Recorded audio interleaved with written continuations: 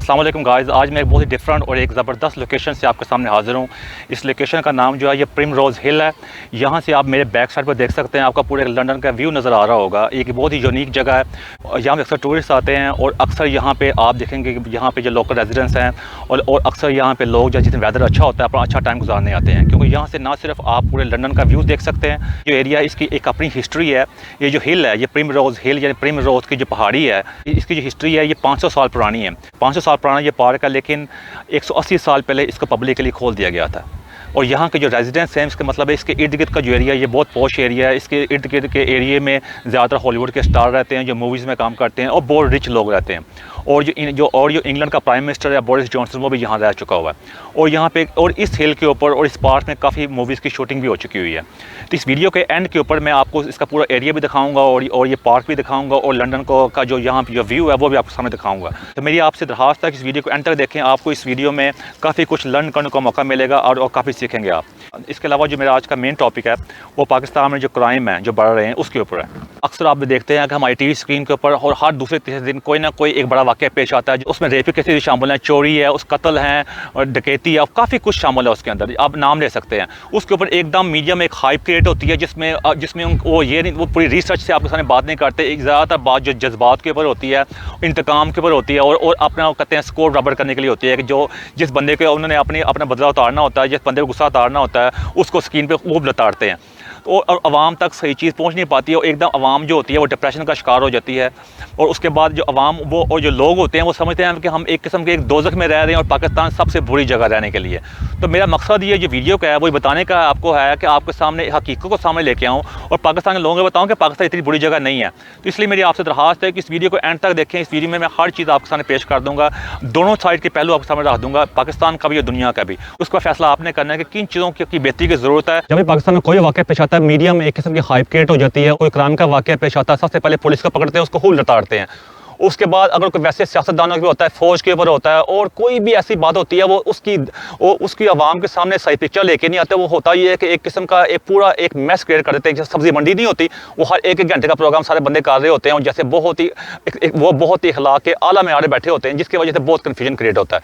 तो मैं आज आपके सामने इस सारी चीज़ों को ब्रेक डाउन के जरिए यानी एक एक करके आपके सामने बयान करूँगा मुख्तसर टाइम के अंदर, ताकि आपको पूरा मौका मिल सके उसको समझने का कि इसके सामने वजूहात क्या हैं जिसकी वजह से हम कि क्राइम की रेशो जो है और अवाम के अंदर अवाम के अंदर जो डिप्रेशन क्रिएट कर दी गई है उसकी वजूहात क्या हैं। सबसे पहले मैं आपको कहूँगा किसी मुल्क का निज़ाम जो होता है ना, वो सबसे पहले नंबर टॉप के ऊपर वो उसकी जस्टिस के ऊपर और उसके इंसाफ के ऊपर चलता है। और दूसरी बात होती है अखलाकियात, कि उसके अखलाकियात के मेयार क्या है। अखलाकियात के मेयार के अंदर क्या होता है, उसमें आपके जो होते हैं रोज़मर्रा की ज़िंदगी जिस तरह आप गुजारते हैं, जिस तरह आप उससे लेन देन करते हैं, जैसे बातचीत करते हैं और कोई भी काम करते हैं, वो अखलाकियात में आते हैं। तो आपने इन दो चीज़ों को देखना होता है। इन दो चीज़ों को सामने रख के ही आप अदा कर सकते हैं कि आप किस किस्म के हालात से गुजर रहे हैं और मुल्क के अंदर क्या निज़ाम जो है सब चीज़ें हैं वो सही डायरेक्शन में जा रही है कि नहीं जा रही। आपको पता है कि पाकिस्तान जो है वो इस्लाम के नाम पे कायम हुआ था। तो हमने सबसे पहले देखना कि हमारे जो मजहबी लोग हैं उन्होंने हमारी अखलाकियात के अंदर और बाकी लोगों के अंदर क्या किरदार अदा किया है। आप देख सकते हैं मस्जिदों के अंदर जब आप जाते हैं, हर जुमे में खुतबा होता है और जुमे के खुतबे के अंदर हमारे अक्सर मौलवी जो हैं वो अपनी एक स्टोरियाँ बयान कर रहे होते हैं। और उसके अंदर होता क्या है कि वो एक किस्म की हर दफ़ा कोई ना कोई एक स्टोरी पकड़ लेते हैं, उसके ऊपर कितने के जुम्मे के खुतबे चलते हैं। बात ये होती है कि आपने लोगों को ये भी बताना होता है कि रोज़मर्रा ज़िंदगी कैसे गुजारनी है। जिस तरह हम कह चुके हैं, हमारे नबी सल्लल्लाहु अलैहि वसल्लम ने अपनी अमली ज़िंदगी से बताया था कि आपने ज़िंदगी कैसे गुजारनी है, आपने सारा अपना ज़िंदगी का निज़ाम कैसे चलाना है। लेकिन हमारा मकसद हमारा अक्सर जो मजहबी हज़रात हैं उनका फोकस उस पर कम होता है और वाक़यात के ऊपर और नारे लगाने में ज़्यादा होता है। अब आपसे सवाल करता हूँ, जब भी हम मस्जिदों में जाते हैं, कितने मस्जिदों के मौलवी जो है इस बात में बात करते हैं कि अपने हमसाये का ख्याल रखो, और कितने मस्जिदों के मौलवी इस बात में बात कर रहे होते हैं कि सफाई का भी ख्याल रखो, अपने घर की सफाई करते हो, अपने मोहल्ले की सफाई भी किया करो, देखा करो कि आपको वहाँ पे कि आपके गली मोहल्ले साफ सुथरे हैं कि नहीं सुथरे। कि कितने मौलवी इस बारे में बात करते हैं अगर कोई बंदा मुश्किल में मुब्तला है, किसी बंदे से ज्यादती हो रही है, तो आप उसको चीज़ को मस्जिद में लेके आए, उसको आप हल करने की कोशिश करेंगे। लोगों की अखलाकियात पे कम बात होती है, लोगों के मसाइल पे कम बात होती है, लेकिन आपको एक किस्म का तखिलाती दुनिया पर ज़्यादा बात हो रही होती है। इस वजह आप देखा होगा कि इतनी देर गुजरने के बावजूद भी लोगों के माशरे में वो चेंजिंग नहीं आई जिसके हम दावेदार बनते हैं।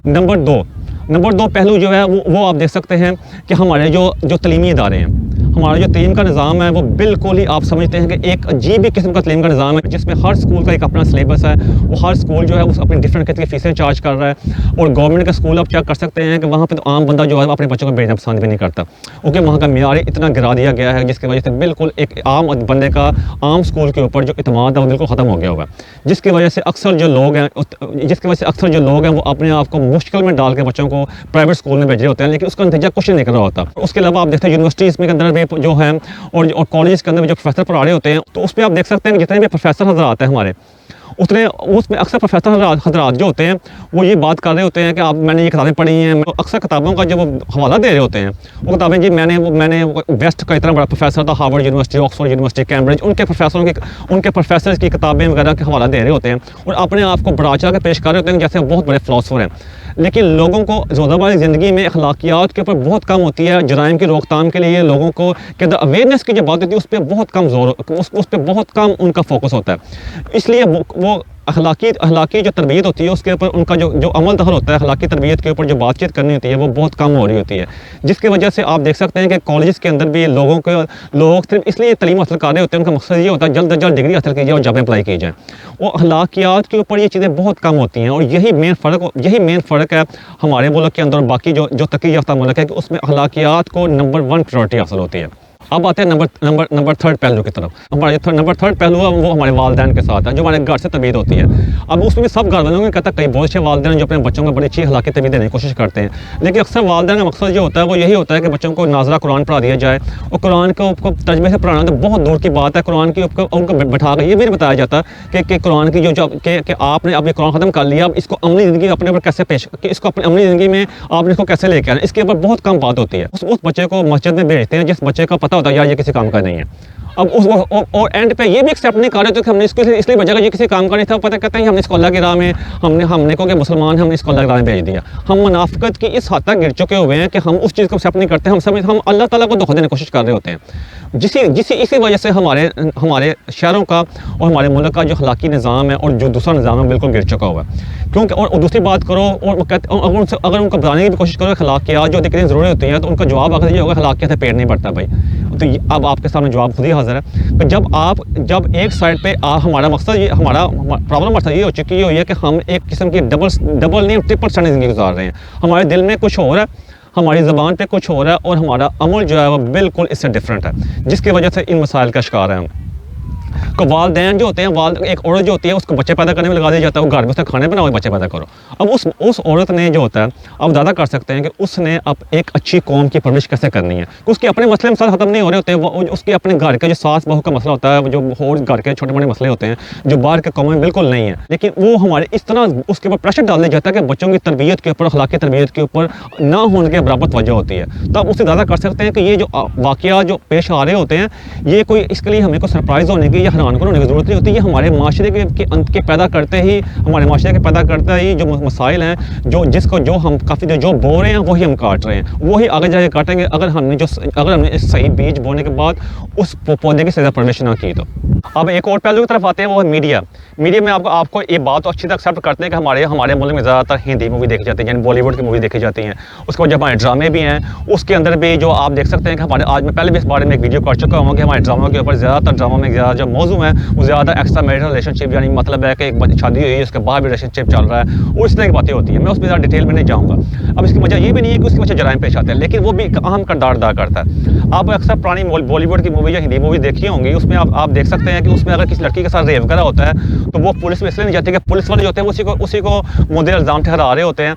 और वो दूसरी बात ये भी होती है कि अगर लोगों को पता चल गया कि मेरे साथ रेप हुआ तो मेरी ज़िंदगी बिल्कुल ख़त्म हो जाएगी, तो उसको दबाने की कोशिश की जाती है। वो एंड में क्या होता है, उसका भाई जो होता है वो कहता है मैं इसका इंतकाम लूँगा कि मेरी बहन के साथ जुल्म हुआ है, एक ज़ालिम ने उसका जुल्म किया, और वो जो सारी ज़िंदगी जो होती है वो भाई जो होता है वो उसकी अपनी बहन के इंतकाम के अंदर और घर के मजलूमियों के लिए अपनी पूरी ज़िंदगी को ख़राब कर देता है। तो वही चीज़ जो होती है ना वो हमारे माशरे की अक्कासी कर रही है। हम कहते तो हैं कि वो हिंदू हैं और हम मुसलमान हैं, ये हमारे अंदर एक अखलाकी तौर पे हमारा अखलाक काफ़ी बेहतर है, लेकिन वो सिर्फ बातें हैं करने वाली। प्रैक्टिकली तौर पे बिल्कुल वही चीज़ है जो हम बॉलीवुड मूवी में हो रही थी और जो हमारी अमली ज़िंदगी में इस टाइम पाकिस्तान में हो रही है, उसके अंदर कोई फ़र्क फ़र्क नहीं है।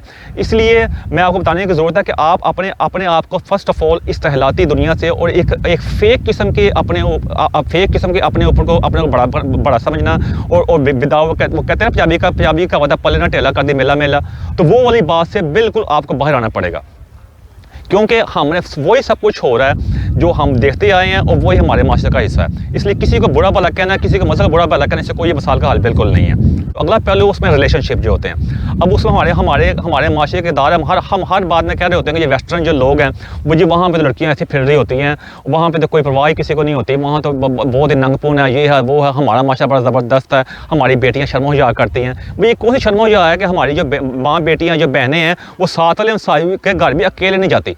वो कहते हैं साथ हमारी माँ बहन कह रही होती है, हमारी माँ या बाप कह रहे होते हैं कि अपने साथ जा कहीं बाहर बाजार में जा रही है, छोटे भाई को साथ ले जाओ। वो छोटे भाई ने उसे क्या फ़ायदा कर लेनी है?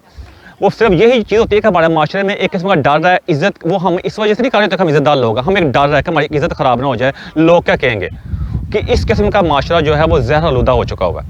ऐसा तो हम कहते हैं कि बहन के घर जो पानी पीना भी हराम है, लेकिन वैसे बहन की जायदाद हम खा जाएंगे। तो हम इस किस्म का मुनाफिर लोग हैं, जायदाद के झगड़ों के ऊपर बाप बेटा और बहनों को कत्ल करना, बहनों को सती बना देना, इस तरह के वाक़यात हर दूसरे तीसरे दिन अखबार में भी आए होते हैं, और कई वाक़यात तो बिल्कुल रिपोर्ट भी नहीं होते क्योंकि इज़्ज़त का मामला होता है। और कई औरतें जो होती हैं और कई घर के मामला जो होते हैं उनको पुलिस तक आते भी नहीं, क्योंकि उन्हें पता होता है कि अगर कि हमारा एक माशरे के अंदर ये भी गलाजत है कि अगर कोई वाक़या बंदे के बारे में पेश आए तो कहते हैं कोई बात नहीं, बंदे गलती करते होते हैं। अगर औरत की इज़्ज़त पे कोई दबाव लग जाए जिसमें उस बेचारे का कसूर ना भी हो, लेकिन उसकी इज़्ज़त पे एक बार दबाव लग जाए तो उसकी सारी चीज़ें बिल्कुल ख़त्म हो जाती है।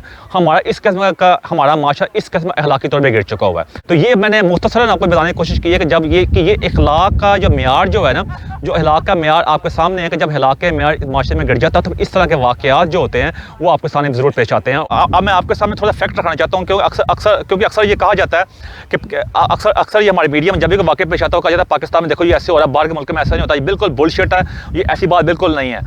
आपको मैं बाहर के मुल्क में रहता हूँ, मुझे अल्लाह के फज़ल से काफ़ी ट्रैवल करने का मौका मिला और मैं आपको सामने ये फैक्ट रखने लगा हूँ मैं कि बाहर के मुल्क में जराइम काफ़ी ज़्यादा होते हैं, बल्कि पाकिस्तान से ज़्यादा जराइम वहाँ पे होते हैं। लेकिन वजह यह है कि यहाँ पे एक निज़ाम है, एक इंसाफ का निज़ाम उन्होंने दे दिया हुआ है। वहाँ पे एक विक्टिम जो होता है उसको पता था मुझे इंसाफ ज़रूर मिलेगा, क्योंकि आप जराइम को, इन चीज़ों को बिल्कुल ख़त्म नहीं कर सकते। आप लोगों को जिनके साथ जुर्म हुआ है या जिनके साथ जुल्म हुआ है उनको ये तसल्ली ज़रूर दे सकते हैं कि उनको इंसाफ मिलेगा। जब इंसाफ मिलता है माशरे में जराइम ऑटोमेटिकली कम होना शुरू हो जाते हैं। तो इसी यही वजह है। लेकिन ये जो पिक्चर पेश की जाती है कि जो पाकिस्तान का निज़ाम इतना ख़राब हो चुका हुआ है कि लोगों की ज़िंदगी बिल्कुल ज़ाब हो गई, बाहर के मुल्कों में बिल्कुल कोई जराइम नहीं होते। मैं अक्सर टीवी में देख रहा होता हूँ, मैं बैठ के हमारे एंकर हज़रात और कई लोग आके बिल्कुल झूठ बोल रहे होते हैं और बुलशिट किस्म के क्लेम कर रहे होते हैं। ऐसी बात बिल्कुल नहीं है। मैं आपके सामने थोड़ी सी फिगर रखूँगा ताकि आपको थोड़ा अंदाज़ा हो जाए कि बाहर के मुल्कों के अंदर कि बाहर के मुल्कों में जराइम की रेशो क्या है। उसके साथ मैं आपके सामने सिर्फ एक रेप की रेशो रखूँगा कि रेप की जो रेशो है वो बाहर के मुल्क में कैसी है। तो मैंने अपने सामने डायरी इसलिए रखी है ताकि मैं कोई गलत बयानी ना कर दूँ। मैंने ये फिगर जो है ये मैं 2018 के आपको सामने रखूँगा तो आपको अंदाज़ा हो जाए कि रेप के जो फिगर्स हैं इस दुनिया में उनकी जो रेशियो वो क्या है। तो मेरे जो फिगर मैंने जो कलेक्ट किए हैं वो उसमें सबसे नंबर 1 दुनिया में जहाँ रेप होते हैं वो अमेरिका है, नंबर 2 पे साउथ अफ्रीका है, नंबर 3 पे स्वीडन है, नंबर 4 पे इंडिया है, नंबर 5 पे यूके है, नंबर 6 पे जर्मनी है, नंबर 7 पे फ्रांस है, नंबर 8 पे कनाडा है और नंबर 9 पे श्रीलंका है और नंबर 10 पे इथियोपिया है। तो आप यहाँ अंदाज़ा कर सकते हैं कि जो कहा जाता है कि बाहर के मुल्कों में जराइम बिल्कुल नहीं होते, ऐसी बात बिल्कुल गलत है। इसलिए मैंने वीडियो के शुरू में भी कहा था कि लोगों को भी अंदर जो डिप्रेशन फैलाई जाती है इस डिप्रेशन को खत्म किया जाए। अब ये फिगर मैं आपके सामने रख के मैं रेप को जस्टिफाई करने की कोशिश नहीं कर रहा, मैं आपको बताने की कोशिश कर रहा हूँ कि आपके माशरे के अंदर सही पिक्चर पेश की जाए, लोगों को बताया जाए कि इसकी वजूहात क्या हैं, रादर दैन कि आप बिल्कुल पीछे पड़ जाते हैं। जिस तरह आप फ़र्ज़ कर लें, अब जिस तरह एक और बात है, जब भी किसी को जराइम पेश आते हैं सबसे पहले क्या पुलिस के पीछे पड़ जाते हैं कि पुलिस जो है बहुत ख़राब है, पुलिस हमारी करप्ट है, ये है। लेकिन आपको समझना चाहिए कि ये पुलिस वाले भी हमारे ताल्लुक रखते हैं, वो भी हमारी तरह के आम लोग हैं, कुछ करप्शन वाले भी लोग हैं, लेकिन सारे ऐसे नहीं हैं। वो जिस तरह हमारे माशरे के हर अदारे के अंदर, माशरे के हर घर के अंदर और हर जगह पे कुछ अच्छे लोग हैं, कुछ बुरे लोग हैं, इस तरह इस अदारे के अंदर भी कुछ अच्छे लोग हैं, कुछ बुरे लोग हैं। इसलिए सारे अदारे को आप पकड़ के रगड़ देना और उनके ऊपर एक किस्म की पूरी वीडियो चलाना और उनको बिल्कुल इस तरह एक किस्म का मॉन्स्टर और एक किस्म का जलाद और एक किस्म का शैतान ज़ाहिर करना, ऐसा करना बिल्कुल गलत है। बाहर के मुल्कों में जब वाक़यात ऐसे पेश आते हैं वहाँ पे यहाँ पे टीवी पे रात को प्रोग्राम शुरू करके अपने अदारों को, अपने पुलिस वालों को ऐसे बदनाम नहीं कर रहे होते।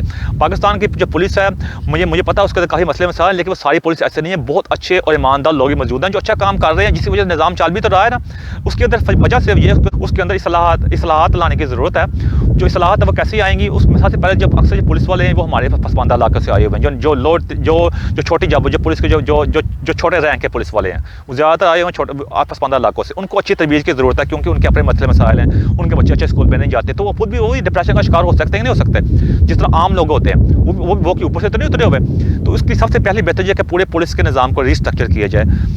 उसके अलावा उनको तरबियत दी जाए। उनके हर साल के अंदर कुछ दिन हर साल के अंदर कुछ वीक्स जो हैं उनकी तरबियत के लिए फिक्स कर दी जाए कि इन्होंने इतने आवर्स, इतने वीक जो हैं, जो इतने दिन हैं, इतने वो क्लासेस अटेंड करनी है। उन क्लासेस के अंदर उनका मोरल बूस्ट किया जाए, यानी उनके कॉन्फिडेंस में इजाफा किया जाए, उनकी ट्रेनिंग की जाए, उनको अखलाकियात में सबक दिया जाए, उनको बताया जाए कि दुनिया चेंज हो चुकी हुई है, अभी पहले दुनिया नहीं रही, अब ये टेक्नोलॉजी का दौर है, अब लोगों के अंदर अवेयरनेस ज़्यादा आ गई। इस तरह की क्लासेस जो होती है ना, उनको इंट्रोड्यूस करा जाए। उससे क्या होगा कि उनके अंदर अवेयरनेस पैदा होगी, वो जानने की कोशिश करेंगे कि वाकई टाइम चेंज हो चुका है, उसको कॉन्फिडेंस दिया जाए। वो उनकी बच्चों की तालीम के ऊपर, उनके बच्चों की सेहत के ऊपर भी, उनके बच्चों की सेहत के ऊपर भी खास तवज्जो दी जाए, ताकि कम अज़ कम वो इस चीज़ से निजात हासिल कर सकें कि उनकी जो ये डिप्रेशन भी खत्म हो सके। उन्होंने भी शाम को ड्यूटी खत्म करके घर तो जाना ही होता है ना।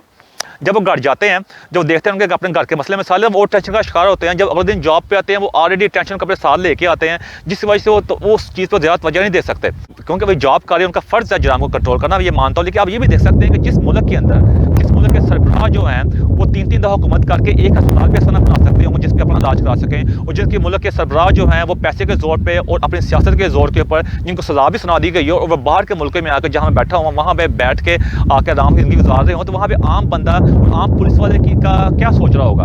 आप इस बात को समझने की कोशिश करें कि जब अदल का निज़ाम जो होता है वो एक जैसा नहीं होता, तो वहाँ पे इस किस्म के मसाइल जो होते हैं फिर भी आते हैं। लेकिन उसके अलावा मैं अपनी पुलिस को इस बात पर अप्रिशिएट करूँगा कि उन्होंने कई ऐसे मसाइल हल किए हैं, उनको इतनी स्पीड से हल किया है, और अभी ये रिसेंट जो वाक़या पेश है उसको भी उन्होंने बड़ी जल्दी हल किया है, जो बाहर के पुलिस वाले जो थे वो इतनी जल्दी हल कर भी नहीं सकते थे। तो इसलिए मैं पूरी पुलिस को जो आते हैं मैं उनको सलाम पेश करता हूँ, उनको अप्रिशिएट करता हूँ कि उन्होंने बड़ा हार्ड वर्क के जरिए काम किया है, और जो जितनी भी इंतजामियत की पीछे थी मैं सबको सलाम पेश करता हूँ, और सबको मैं अप्रिशिएट करता हूँ कि उन्होंने इसके लिए मेहनत की है। अब हमें किस चीज़ की ज़रूरत है कि हमें इनको अप्रिशिएट करना चाहिए, उन पर इन्वेस्टमेंट करनी चाहिए। दूसरी मेरी दरख्वास्त जो है मीडिया वालों से के साथ है कि ये अपनी दुकान चुपकाने के लिए हर ये जब भी कोई वाक़या पेश आता है, अब इनके पास मौजूद कोई रह नहीं गया होगा, कभी अपने स्टूडियो से बाहर निकल के आम आवाम की इस्लाहात के लिए कोई काम नहीं करते। अगर आप आवाम का इतना एहसास है, आपको इंसाफ के और आवाम को इतना इंसाफ का एहसास है, अवेयरनेस पैदा करना, मैं उसकी अप्रिशिएट करता हूँ कि आपने अवेयरनेस पैदा करते हैं, लेकिन साथ साथ डिप्रेशन भी बहुत फैला रहे हैं। आप एक ऐसी तंजीम बनाएं और आप एक किस्म का दायरा बनाएं खुद मिलकर, क्योंकि आपका पैसे भी है, आपको इन्फ्लुएंस भी है,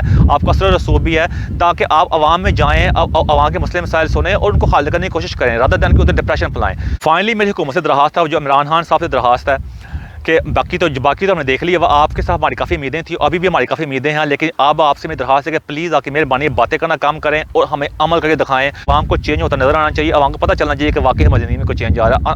अगर कोई आवाम की ज़िंदगी में चेंज नहीं आएगा तो हम मायूसी की ऐसी गहराइयों में गिर जाएंगे जहाँ निकलना शायद बहुत नामुमकिन हो। वैसे तो मायूसी गुनाह है, लेकिन अभी भी मेरी आपसे दरख्वास्त है कि आप प्लीज़, आपकी मेहरबानी है कि आप आवाम को तकीरों से कम और अमल से ज़्यादा आके अपने जो वादे हैं उसको साबित करने की कोशिश करें। फाइनली मैं आपसे यही कहूँगा कि मेरा मकसद ये था कि आपके अंदर पॉजिटिव मैसेज बताया जाए, आपको डिप्रेशन को दूर किया जाए, मिसाल के साथ साथ उसका हाल भी बताया जाए। इसके अलावा मैंने कोई ऐसी बात कह दी हो जो आपको पसंद नहीं है, मैं उससे मदद चाहता हूँ। मैं थैंक यू वेरी मच। अब आपको इसको थोड़ा एरिया का टूर कराऊंगा, आपको दिखाऊंगा कि ये एरिया कितना प्यारा है और यहाँ पे लोग जो आए हुए हैं वो किस तरह एंजॉय करते हैं, तो आपको इसको देखने का मौका मिलेगा। ये आप देख सकते हैं, ये एरिया वो सामने आपको सेंट्रल लंदन नज़र आ रहा है। वो ये सामने जो टावर नज़र आ रहा है, ये BT का टावर है, ब्रिटिश टेलीकॉम, जो टेलीफोन का जो है अदारा है, उसका टावर है। ये आपको सारा व्यू नज़र आ रहा होगा।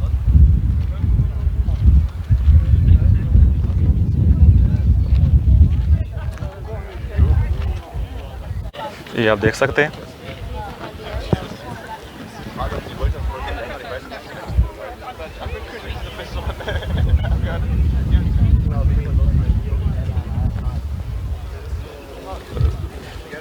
ये पूरे लंदन का व्यू आपने देखा है।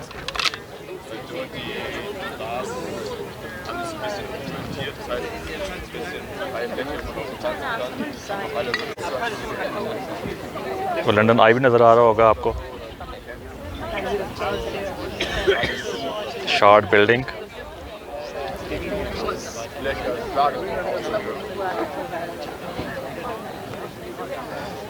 तो ये हिल है काफ़ी फेमस, आप देख सकते हैं। आज का वेदर भी काफ़ी अच्छा है।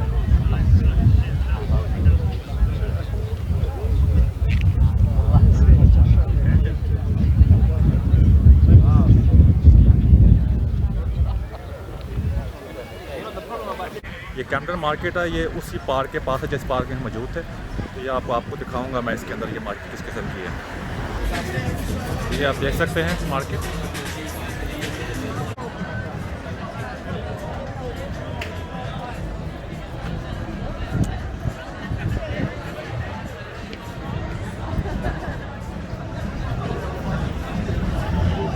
ये आप देख सकते हैं।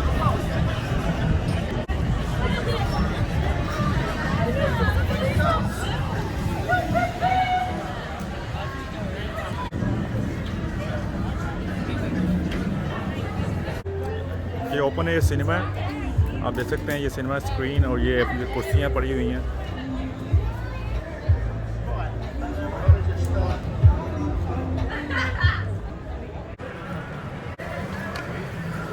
ये मार्केट देख सकते हैं आप।